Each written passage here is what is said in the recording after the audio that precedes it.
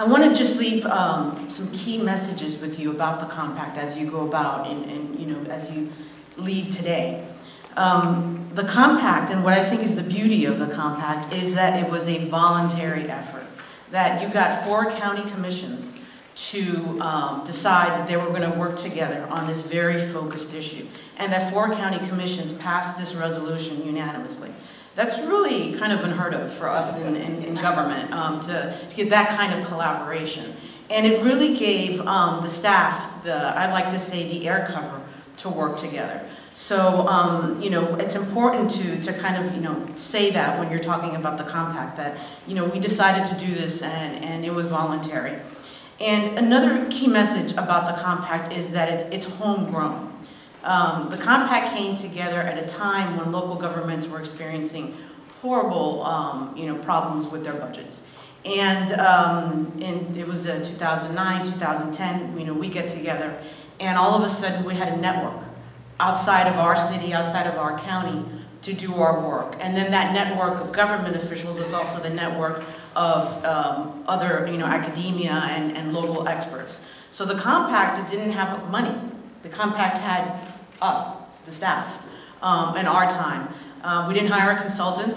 We found the time to do the work, and we kind of begged, borrowed, and pleaded others to help us. So this is not some sort of a fancy plan from another city. This is all homegrown. And I think that carries a lot of weight. I really think that's an important message about the compact. The other key thing is that I started with the compact as a Miami-Dade County representative, and a year and a half ago I moved to the city of Fort Lauderdale, and I was fortunate enough to still be involved. And now I see the differences between county and city governments, and I really respect that, and it's an interesting experiment for me as kind of a student of government. And what is important to note about the compact and about the climate action plan is that it is a framework for the region. It's not some sort of plan that dictates what's going to happen in the more than 100 cities. It is actually just that regional framework that respects all our differences, that respects our governing bodies, and it's really at that local level, at that city level, where things are going to bubble up. So I think that's also a very important message about the compact. It's respectful, it's collaborative, voluntary, homegrown. So the other thing I wanted to mention is we had a few conference calls talking about today and gearing up for today. The notion of creating coalitions of support is really what I wanted to mention and talk about. And the idea of getting traction on these issues. What I would urge everyone in the room and all my God, you're right, what an exhausting and impressive, list of people who are here.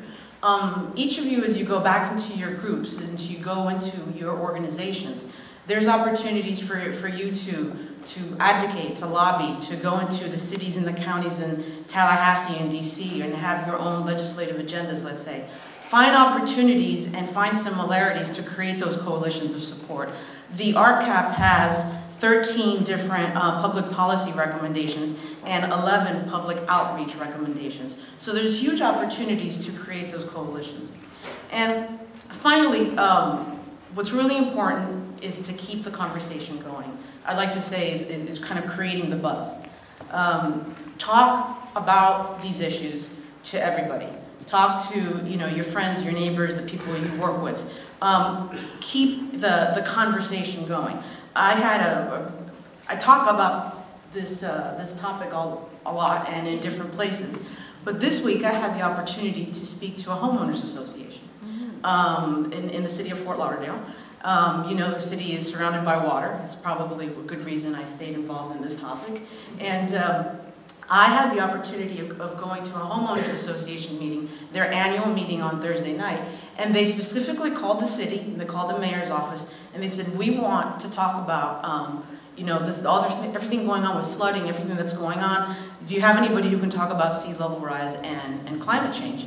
So I had the conversation with the president of the homeowners association, and I just told her, a little bit. She was worried. She's like, what are we doing? I mean, something's got to give. Something's going on out there. And I said, well, let me tell you a little bit. Well, when I told her about the compact, about what Broward County and how Broward County is a leader and now the city of Fort Lauderdale is at the table, by the time I ended the conversation, she was like, wow, thank God you guys are really on top of this, And so I went on Thursday night, gave the presentation, and it was lovely. Everybody was just pleased and impressed that we were coming together. So I'm kind of thinking about taking that presentation on the road, because there's about 60 or 70 homeowners associations in the city of Fort Lauderdale. And again, if you hit 20 or 30 people at a time, you create the conversation, elevate the issue. It's important that you have the conversation at that local level. It's important that you go to your city commission meetings, that you go to your city advisory boards, you go to these homeowners associations. The people who are decision makers, elected officials, they have a lot of different things that they need to worry about, and they have a lot of competing, demands. If we don't start saying that this is an important issue and that we have to prioritize funding for adaptation, that we have to prioritize funding for certain infrastructure improvements, if we don't say it, police and fire and other things are going to bubble up to the top. So it's important that you stay involved and you talk to your electeds. So we have a responsibility as professional administrators to give them all the information so they can make informed decisions. But I've really learned, now that I'm a city person, that elected officials listen to the people in the audience and the people who show up at those meetings. So show up and talk about the issue and talk about funding these things. It's a very important message.